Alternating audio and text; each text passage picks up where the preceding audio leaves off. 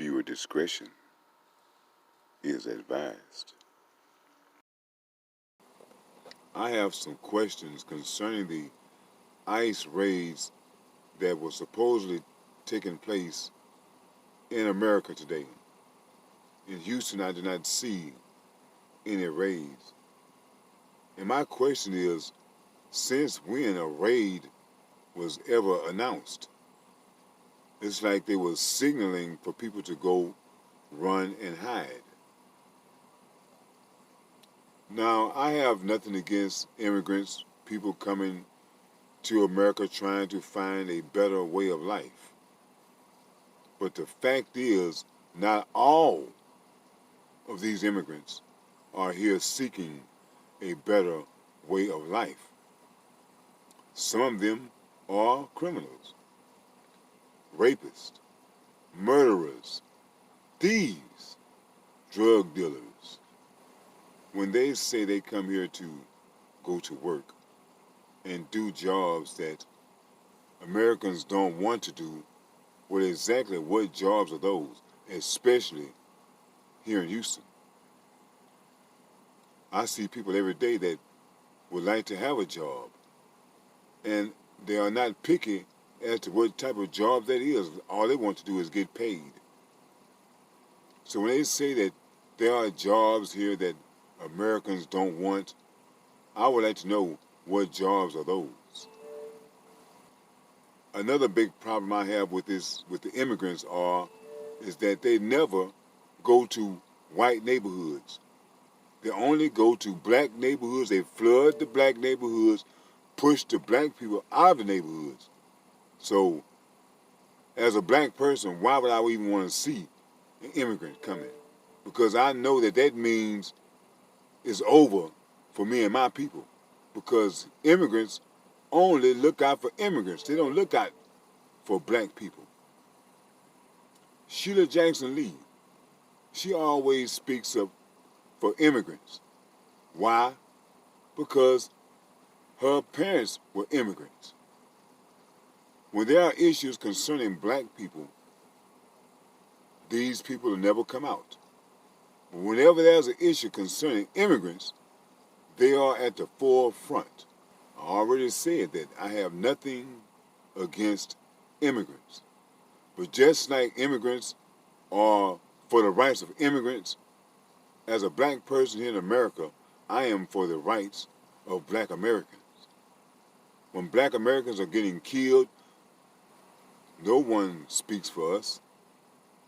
The immigrants are not there at the table with us trying to get rights for blacks.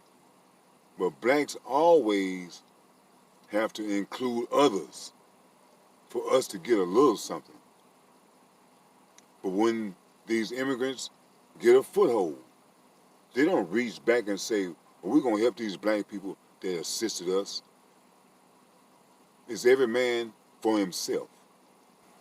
The problem that I have with people like Sheila Jackson Lee is that they don't come out until the cameras come out. When it's a highly publicized issue, then they come out taking pictures. But these small grassroots issues, we never hear from them. And see, one of the biggest problems with people that are undocumented here in America is that when they commit crimes, by them being undocumented and unknown, they can easily hide, go back to their native land. Immigrants can come into America and receive free health care. But everybody else, we have to purchase insurance. I pieced together a few videos for people to decide for themselves. Is letting illegal immigrants into the country a good idea?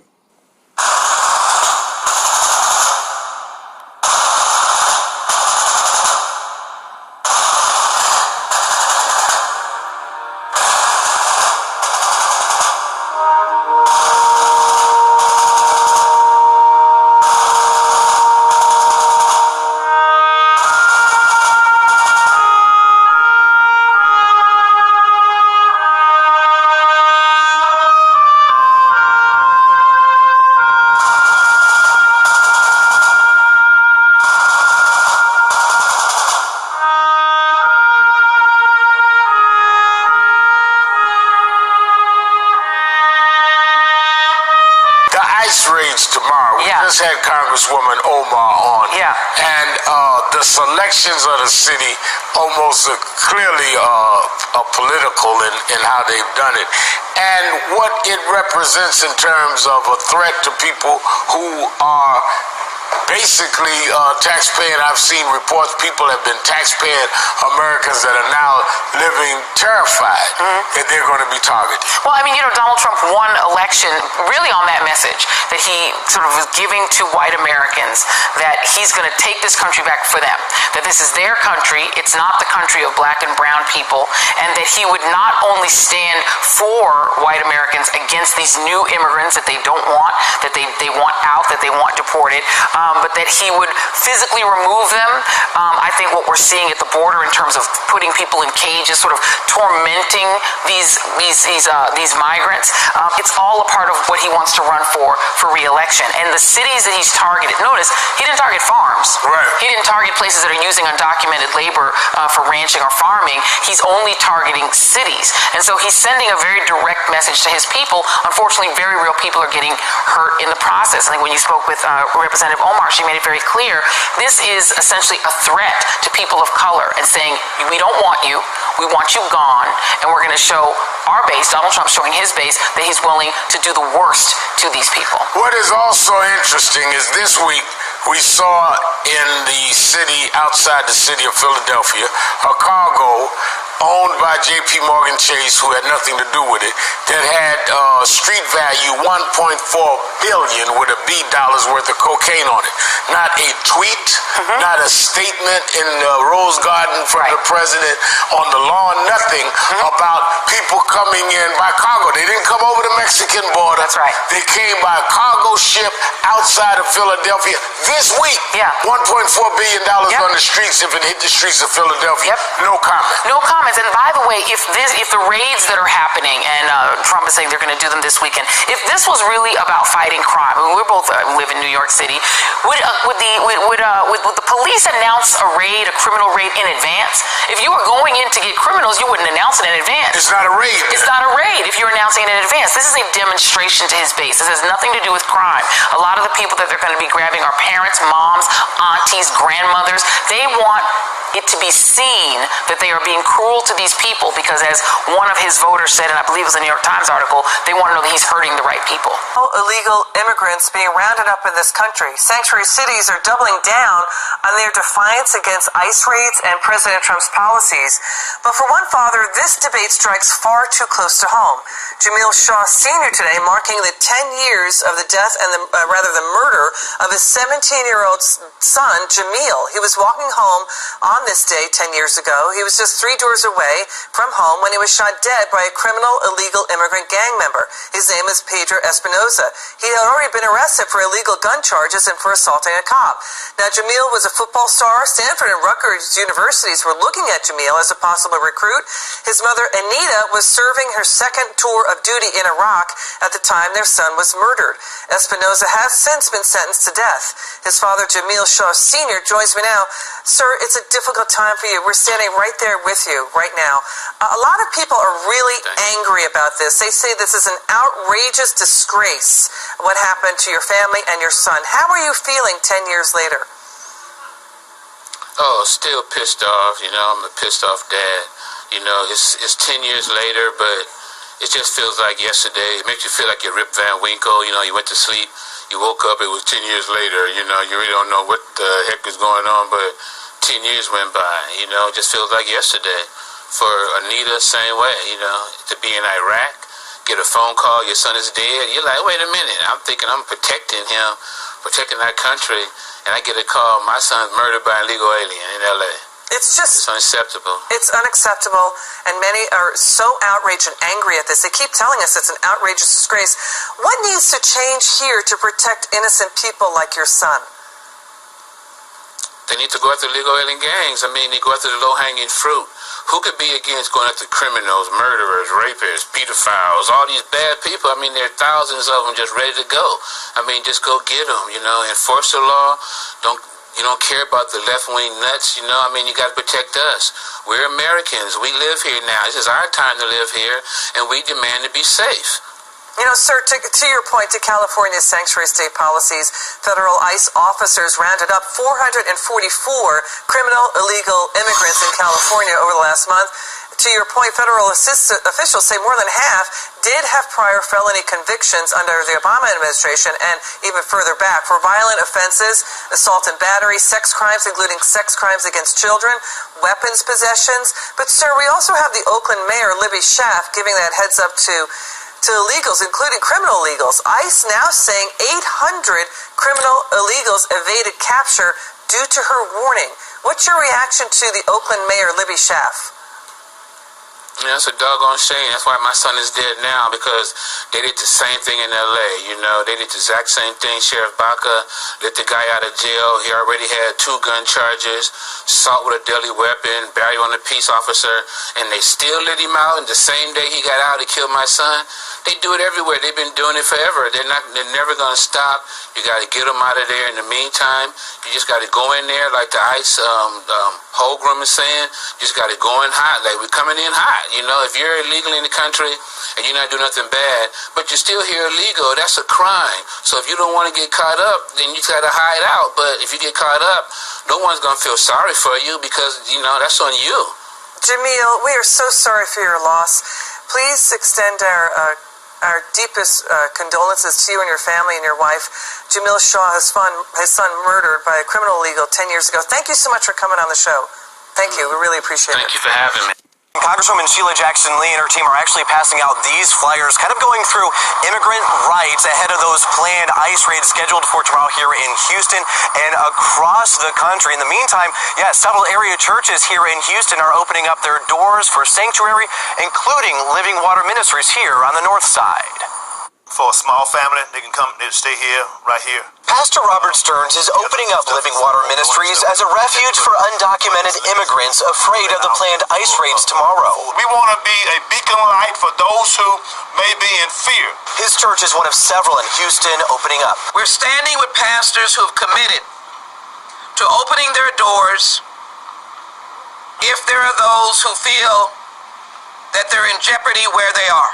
At an afternoon press conference, Congresswoman Sheila Jackson Lee was joined by area faith and community leaders in announcing the safe spaces.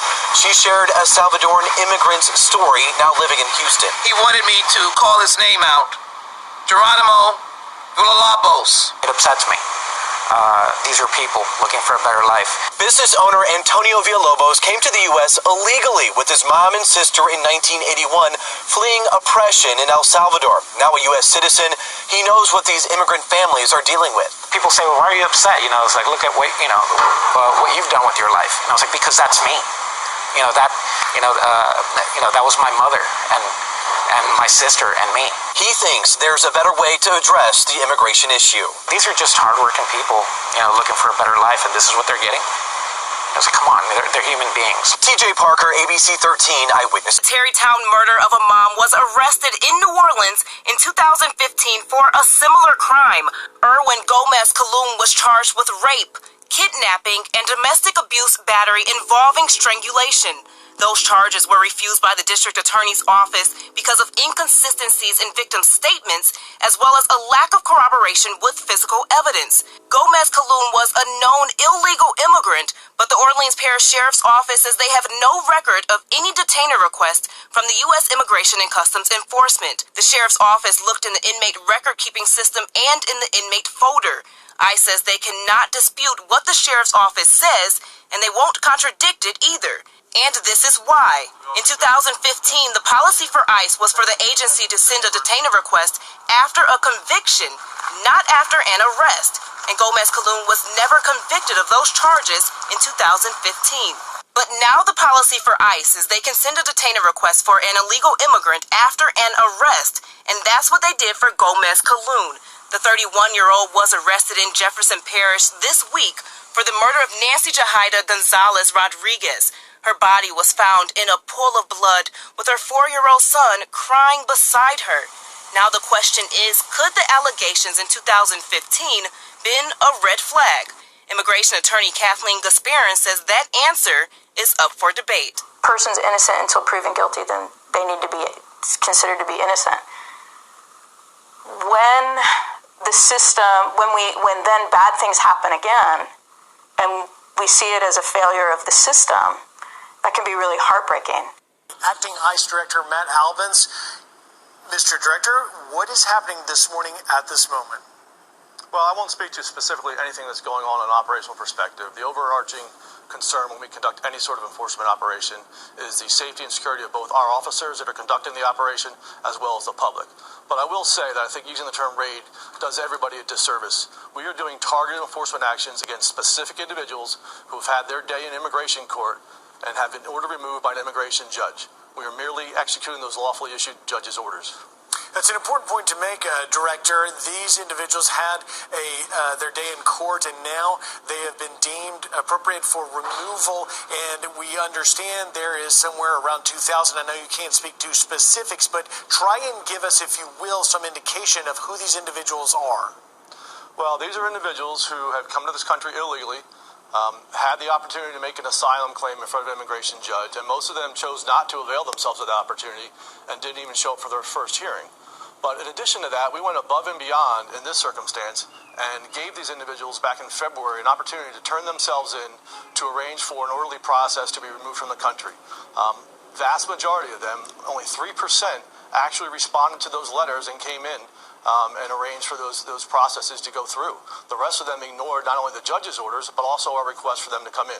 At this point, we have no choice but to go out and execute those lawfully issued removal orders from an immigration judge. Director Albans, mayors across the country are actually encouraging people to resist these enforcement operations. I want you to take a listen. I'd like your reaction.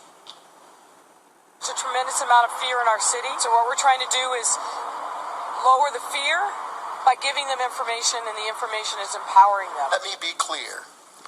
We do not assist with immigration enforcement. We have been and will be and will continue to be a sanctuary city. We will continue to stand behind our immigrant communities. There's anxiety that's being created, not just in our immigrant community, but with anyone who has passion, compassion, and concern for human beings. Director, your reaction? Well, look, I think the entire public is safer when law enforcement works together. There are those occasions in which we don't ask law enforcement to enforce immigration laws on our behalf. Most of our interaction with law enforcement is simply information sharing, or most times it's actually just trying to get access to individuals that those agencies have already arrested and are sitting in their custody in their jails, where we want access to make sure that we know who's in those facilities, are they here legally, and if they're not here illegally, then we remove them from the country. It's incredulous that it's okay for these law enforcement agencies and these jurisdictions to enforce the laws that they're sworn to uphold, but when we come in to do our enforcement that we're sworn to uphold, all of a sudden it's a problem. Director, ICE has just released moments ago a declined detainer report, a quarterly report. You are going to begin today and do so forth every quarter. What is this? So this is a report that was mandated by the President's executive order back in 2017. What we're doing right now is highlighting the dangers caused by some of these sanctuary cities policies. For example, one of the cases that we highlight in this report is an individual who was arrested in January of last year in Los Angeles for possession of controlled substance. We lodged a detainer on that individual so that we could take custody of him when he was released by the county. They chose not to honor that detainer, and the next month he's arrested for murder. We have another individual in San Francisco who was arrested 10 times over the course of a single year. That individual was a one-man crime spree, and every single time he was arrested, we tried to get custody of that individual from San Francisco, and they chose not to give it to us. And the sad part is a lot of these the law enforcement agencies, they want to cooperate with us. It's the politicians and it's these jurisdictions that prevent them from doing so. We have great relationships across the law enforcement spectrum. The National Sheriff's Association is one of our best friends out there. They want to enforce the law. They want to assist us, but sometimes they're prohibited from doing so by either state laws or executive order. I want to ask you about protesters in Aurora, Colorado, taking down an American flag, raising a Mexican flag. They also raised a Blue Lives Matter flag upside down, the sign for distress, and wrote "Abolish ICE" on it. Well, I think it's disgraceful. These are individuals, both the ones that work in our correctional facilities or the detention facilities that are our contractors, as well as our own officers in there. These individuals are enforcing the laws that Congress has passed. If the individuals don't like the laws that Congress passed, they shouldn't be picketing our buildings. They should be picketing Congress. Director, are you concerned that Congress is not going to give you the support, bipartisan support, to do the interior enforcement that we have heard from so many officials over the last year that you need to do going forward from here on these enforcement actions today and then going forward? I'm absolutely concerned. As we've seen time and again, we've failed to get the support that we need, whether it's in terms of fixing loopholes in the law, which are creating this crisis at the border, whether it's in terms of funding, so that one, we can detain the individuals that we have in custody or that have been arrested by the Border Patrol or by our ICE officers, and two, so we actually have the resources to go out and do it. I will tell you this, Griff, there is no way you will ever have border security without a strong interior enforcement component. If anybody says that they can, they don't know what they're talking about. Director Albans, we wish you and all of your agents safety today as you carry out the rule of law. Thank you for taking time, and we look forward to hearing more as this debate clearly continues, and certainly, sadly, so does the crisis. Thank you, Director Albans. Thanks for your time. I appreciate it. Shot him right in the head and kept shooting. Even though the man you see smiling and smirking has officially entered a not guilty plea, Luis Bracamontes has sounded like anything but an innocent man. Ladies and gentlemen, step out of the hallway. That was part of his expletive-filled rant on Tuesday inside a Sacramento County courtroom. The Mexican illegal immigrant with an extensive criminal history went on to say he should have killed more cops back in October of 2014 when he gunned down Sacramento County Sheriff's Deputy Danny Oliver and Placer County Sheriff's Detective Michael Davis Jr. I will break out soon and I will kill more. His lawyer even admits his client pulled the trigger. So why is the Bracamontes trial to decide his guilt or innocence moving forward? Here's why we're still in the trial. Mark Reichel is a well-known Sacramento attorney. Whether he shot them or not is not the issue before the jury really anymore. What's before the jury is, was he insane at the time that he did this? His lawyers allege Bracamontes was high on meth during the killings and didn't know right from wrong.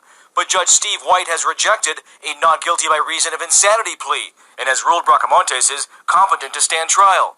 Legal experts say that doesn't mean his lawyers can't play that card anyway, positioning their client for the penalty phase. For due process reasons, in our developed criminal justice system, it may be difficult for people to grasp, but we want to punish guilty minds that understand they're guilty.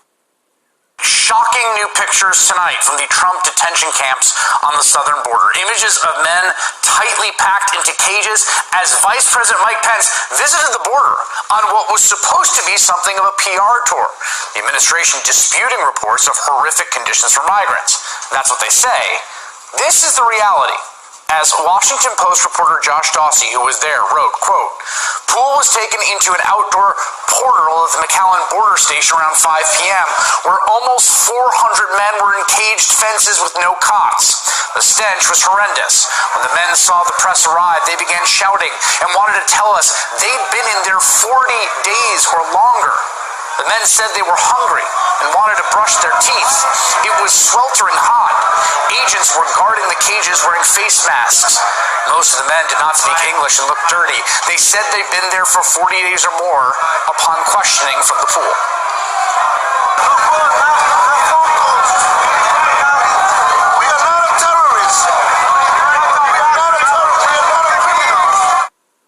Joining me now, Jonathan Ryan. He's CEO and president of Raices, which is the largest immigration legal services provider in Texas. Jonathan, I know your organization has represented people who have been in this facility and others like it. Is this what you have been hearing about what the conditions are like? Consistently and for many years, Chris. You and I first met actually down in McAllen, outside, I believe, probably the same station. And I've spoken with individuals from Somalia 15 years ago about these facilities. I've spoken with Central American children this year about these facilities, and their accounts are consistent and they are horrific. The things that take place are beyond the conditions that you see on your TV screens, which show people packed in with no pillows, no comforters. You can even see the water coolers placed conveniently outside of the place where they're accessible to these individuals. But frankly, it gets much worse than that. The treatment that we hear about from the officers themselves indicates not an aberration from training, but truly training itself. Rough treatment, body checks, disgusting language, it's all commonplace inside of these facilities because that is the culture. And frankly, this is what these facilities exist to do, to further terrorize immigrants and frankly to make them give up their rights so that lawyers such as those at Raices are unable to help them to get the protection that they Sir. So one of the things you talked about, the duration for which these facilities have been terrible, which we've had many people who've covered this beat for a long time who've said that. One of the things that seems to me new and different here are the duration of time that we're hearing individuals detained in what are essentially makeshift facilities that are supposed to hold people for 72 hours. What do you say about the fact that we're hearing people with 20 and 40 days in pens of 400 people with nowhere to sleep?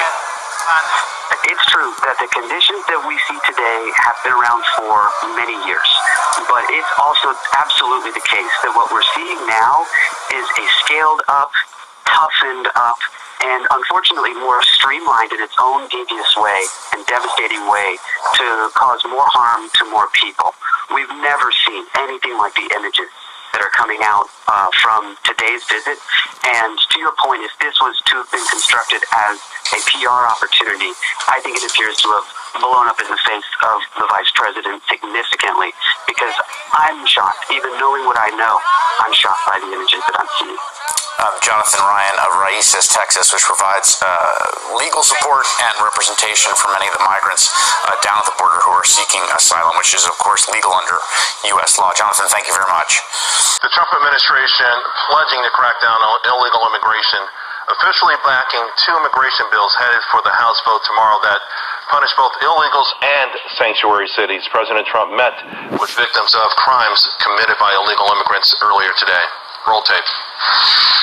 You lost the people that you love because our government refused to enforce our nation's immigration laws. For years, the pundits, journalists, politicians in Washington refused to hear your voices.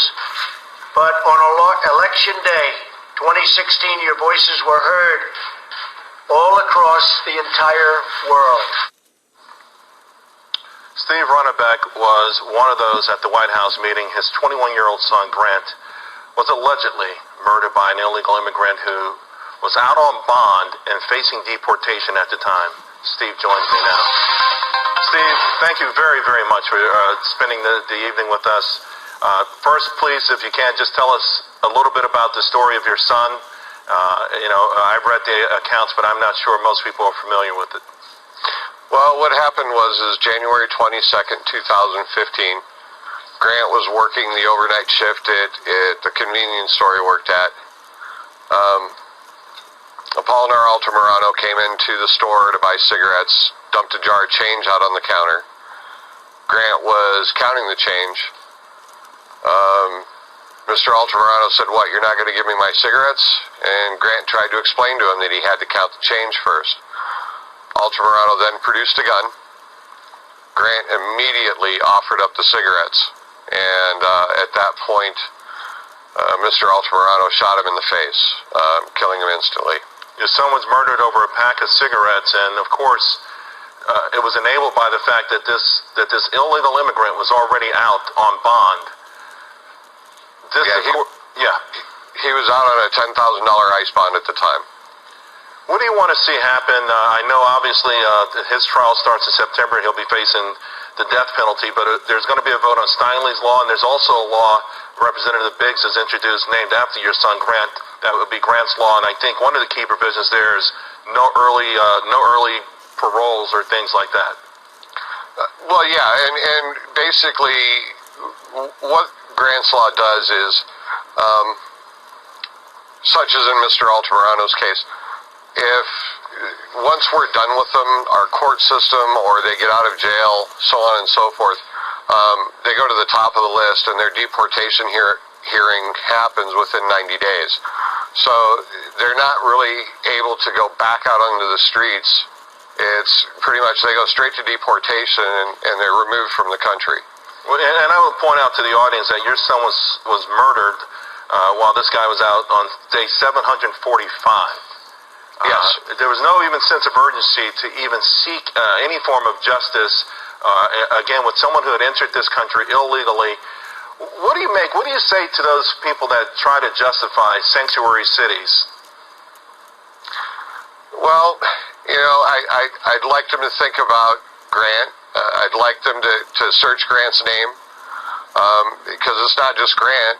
It's over 63,000 American citizens since 9/11 happened have been killed by illegal immigrants. This isn't just a one-time thing. It's not an isolated incident. This is every day. And what I'd like people to realize is this sanctuary cities is just inviting that crime to their neighborhoods, to their streets. They're inviting the chance for this to happen to their children. It's not worth it. Steve, thank you very much for coming on. I just want to say God bless you and your family. I can't think of a worse crime, and you've been extraordinarily brave trying to make sure it doesn't happen to other Americans, and we appreciate that. Thank you, sir, and thanks for having me. We'll see you again. Hello, I'm Todd Starnes. 2 more Americans have been slaughtered by an illegal alien who had previously been deported. Prudencio Ramirez stands accused of killing his 18-year-old girlfriend and her 3-year-old son in Washington state. Prosecutors say the victims were shot and then stuffed inside a burning car. The coroner says it is likely the little boy was burned alive. How many more Americans must die at the hands of illegal aliens before our borders are secured? How many American children are going to be burned alive before our elected leaders decide to take action? The Republicans don't care. They don't want to stand up to the donor class. The Democrats sure don't care. They want new voters. Big business, they want cheap labor. President Obama promised to fundamentally transform America, and this is how he's doing it, by opening up our borders and flooding the nation with millions of illegals, ordering law enforcement to essentially stand down as our nation is invaded. These people don't care about the American dream. They're pillaging and plundering the American taxpayers, but nobody wants to talk about that, except Donald Trump. Now, you may not like his rhetoric, but he's telling the truth. Sadly, many in the mainstream media, they can't handle the truth. To the nations of the world, I say this: give us your tired, your poor, your huddled masses yearning to breathe free, but not your drunks or your murderers or scheming deadbeats yearning to live off the American taxpayer. The U.S. side of the border, government facilities holding the overflow of immigrants detained by ICE, crowded with children housed as well, many separated from their families. These are pictures of shelters in the city of Del Rio in South Texas, a kind of way station for immigrants released from the government facilities operated by the Salvation Army, volunteers from the Texas Baptist Task Force, some from Houston, who provide them with showers, food for the body and soul. What I've been able to communicate from my team members is just people looking for a better life. They're just trying to do the best they can for their families.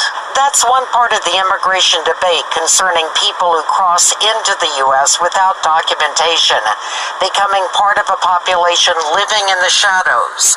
Sunday, an immigration sweep in major American cities will begin, targeting 2,000 people here illegally accused of felony crimes. And they're going to bring them back to their countries, or they're going to take criminals out, put them in prison, or put them in prison in the countries they came from.